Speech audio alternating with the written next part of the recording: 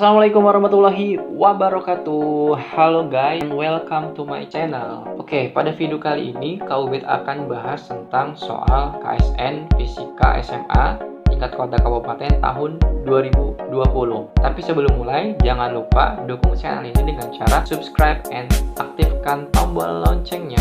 Oke, langsung aja kita eksekusi soalnya, and bam, ini dia soalnya nomor 1. Sebuah benda dapat bergerak tanpa gesekan sepanjang kawat berbentuk parabola. Ini persamaan Y sama dengan AX kuadrat. Nah, dengan A suatu konstan positif, X adalah jarak horizontal dari sumber simetri kawat, dan Y adalah tinggi benda dari titik terendah. Jika kawat ini diputar dengan sudut omega, berarti benda ini mempunyai kecepatan sudut ya. Dengan sumbu Y sebagai porosnya, tentukan nilai omega dinyatakan dalam G dan A agar benda berada dalam keadaan seimbang. Berarti benda ini mempunyai kecepatan sudut atau rotasi, dan juga dia mempunyai kecepatan translasi ya. Oke, untuk kasus ini kita bisa selesaikan dengan berbagai pendekatan. Pada video kali ini Kak Ubed akan menggunakan mekanika Lagrange, dan juga ada cara cepatnya tentunya. Oke, mekanika Lagrange itu persamaannya adalah L sama dengan T min V ya. Tentunya di mekanika Lagrange itu belum kalian pelajari ya, nanti kalian pelajari di tingkat universitas atau di tingkat S1. Ingat, T itu adalah energi kinetik dan V itu adalah energi potensial ya. Berarti V itu adalah M kali G kali H, di mana H itu adalah ketinggian atau kedudukan, berarti bisa kita ubah jadi Y ya. Berarti MG kali Y, dan Y itu ingat AX kuadrat, berarti bisa kita ubah MG AX kuadrat. Nah, kemudian untuk energi kinetiknya ingat, dia punya kecepatan rotasi dan juga kecepatan translasi ya. Berarti di sini T sama dengan TR atau T rotasi ditambah T translasi. Nah, T rotasi ini adalah setengah M omega kuadrat dikali X kuadrat plus setengah M X dot kuadrat plus Y dot kuadrat. Nah, sekarang kita cari nilai Y dot kuadratnya. Nah, kita cari dulu Y dotnya. Y dot itu adalah turunan dari dy per dt. Nah, tinggal kita masukkan nilainya d ax kuadrat, kita turunkan terhadap dt, maka hasilnya jadi 2a x dot. Nah, ini untuk nilai Y dotnya. Sekarang kita kuadratkan ya. Jadi Y dot kuadrat sama dengan 2ax dot, kita kuadratkan jadi 4a kuadrat x kuadrat x dot kuadrat. Nah, tinggal kita masukkan nanti ya nilai Y dot kuadratnya. Jadi setengah M omega kuadrat x kuadrat plus setengah M x dot kuadrat plus 4a kuadrat x kuadrat x dot kuadrat. Nah, jadi ini untuk nilai energi kinetik atau T-nya ya. Oke, kita masukkan untuk persamaan Lagrange-nya. L sama dengan T min V. Kita masukkan energi kinetiknya, jadi setengah M omega kuadrat X kuadrat plus setengah M X dot kuadrat plus 4a kuadrat X kuadrat X dot kuadrat. Karena energi potensialnya yaitu min mg ax kuadrat. Nah, ini energi potensialnya ya.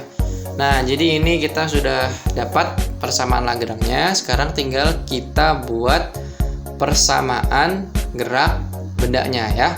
Karena benda ini hanya berosilasi ya, persamaan geraknya adalah d per dt do L per do x dot sama dengan do L per do X ya.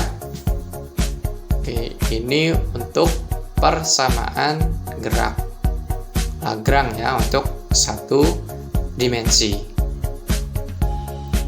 Nah, sekarang tinggal kita masukkan nilainya d per dt do L nya kita masukkan nilainya setengah M omega kuadrat X kuadrat plus setengah M X dot kuadrat plus 4a kuadrat X kuadrat X dot kuadrat. min MGAX kuadrat. Nah, kita turunkan terhadap do X dot ya. Sekarang yang do L per do X nya sama dengan do L nya kita masukkan lagi nilainya setengah M omega kuadrat X kuadrat plus setengah M X dot kuadrat plus 4A kuadrat X kuadrat X dot kuadrat min MG AX kuadrat per do X. Nah, sekarang kita turunkan ya L-nya terhadap X dot. Nah ini tidak ada X dotnya, maka bisa kita coret sikat. Nah, ini X dot kuadratnya ke depan, jadi setengahnya habis. Oke, sekarang kita turunkan jadi D per DT jadi M X dot plus 4A kuadrat X kuadrat X dot. Nah, sekarang yang do X ya. Nah, sekarang ingat, oke, ini setengahnya habis, kemudian X dotnya ini habis ya. Karena ini X kuadrat ya, duanya ke depan, jadi setengahnya bisa kita coret. Nah, terus di sini X dot kuadratnya bisa kita coret. Nah, maka hasilnya adalah M omega kuadrat X plus 4A kuadrat X dot kuadrat min 2GAX ya. Oke. Ini M-nya kita bagi ya masing-masing ruas, jadi M-nya bisa kita coret. Maka ini, nah sekarang kita turunkan terhadap DT ya.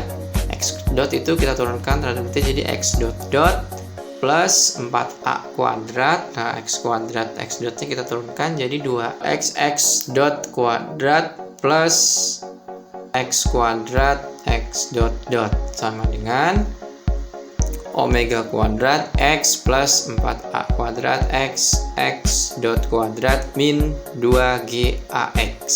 Nah, sekarang tinggal kita selesaikan. Oke, jadi 4A kuadratnya kita kalikan dengan 2X dot kuadrat plus X kuadrat X dot. Jadi X dot plus 8A kuadrat ya. X dot kuadrat plus 4A kuadrat X kuadrat X dot sama dengan, nah kita sederhanakan ya, jadi ini sama jadi omega kuadrat plus 4A kuadrat X dot kuadrat min 2GA, oke, dalam kurung X.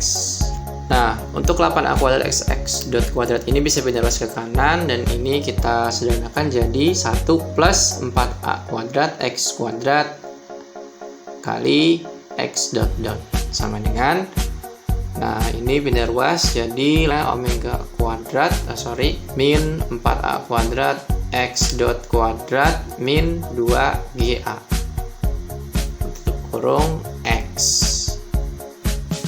Karena posisi dalam setimbang berarti kondisi osilasinya kecil, jadi nilai X dot kuadratnya itu sama dengan 0. Jadi kalau kita masukkan hasilnya menjadi 1 plus 4A kuadrat X kuadrat kurung X dot sama dengan omega kuadrat min 2GA tutup kurung X.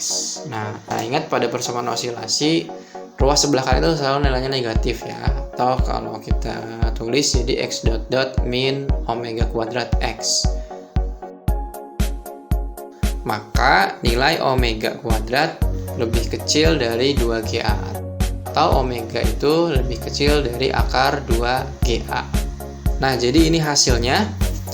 Nah, ini cara menggunakan mekanika Lagrange ya. Nah, ada cara cepatnya ya, kita pakai CASIM, cara simple. Nah, pertama kita analisis dulu. Nah, kita buat aja garis singgung ya, dari titik pusat ke titik A. Oke. Nah, sekarang kita buat. Nah, ini adalah sudut alfa. Nah, ini adalah sudut alfanya ya. Oke, berarti ini adalah Y-nya dan ini adalah X-nya ya. Nah, sekarang kita mau cari garis singgungnya. Nah, ingat ya, yang di depan sudut itu namanya depan. Nah, ini yang di depan sudut namanya depan, dan ini adalah samping, dan ini adalah sisi miring. Nah, berarti kalau kita mau mencari garis singgungnya atau garis miring itu, maka kita harus menggunakan tangan alfa ya. Ingat, tangan alfa itu adalah depan per samping ya. Tapi ingat, kita tidak mencari luas keseluruhan ini, tapi kita mencari luas yang kita arsir ini ya. Nah, karena bentuknya cukup kompleks ya, maka ini harus menggunakan diferensial atau turunan. Nah, berarti di sini tangan alfa itu adalah dy per dx. Oke. Nah, di mana nilai y-nya itu adalah ax kuadrat. Tinggal kita masukkan jadi d ax kuadrat turunkan terhadap dx. Nah, maka hasilnya jadi 2ax. Nah, kemudian untuk menyelesaikan kasus ini kita bisa menggunakan mekanika Newton ya. Karena benda ini berada di atas lintasan, maka dia punya gaya normal yang arahnya selalu tegak lurus terhadap bidangnya. Nah, ini untuk gaya normal. Nah, ini harus kita uraikan ya. Nah, di sini adalah n cos alfa ya, karena dia mengapit sudut. Dan yang sebelah sini itu adalah n sin alfa. Nah, ingat, bendanya kan ini diputar ya, berarti punya kecepatan sudut ya. Artinya dia juga mempunyai gaya sentripetal yang arahnya sama dengan n sin alfa ini ya. Berarti n sin alfa adalah sebanding dengan gaya sentripetal atau FSP. Nah, n sin alfa, kemudian FSP-nya kita uraikan jadi m, kita masukkan n sin alfa, FSP-nya kita uraikan jadi m ASP atau percepatan sentripetal. Kemudian n sin alfa sama dengan m ASP-nya kita uraikan jadi v kuadrat per x. Nah, dimana v kuadratnya nanti kita uraikan jadi n sin alfa sama dengan m, v kuadrat itu omega kuadrat kali x kuadrat per x. Nah, x-nya ini bisa kita coret, ini kita sikat. Nah, jadi n sin alfa sama dengan m omega kuadrat kali x. Nah, ingat di sini juga ada gaya berat ya. Nah, yang nilainya itu sebanding dengan n cos alfa. Oke.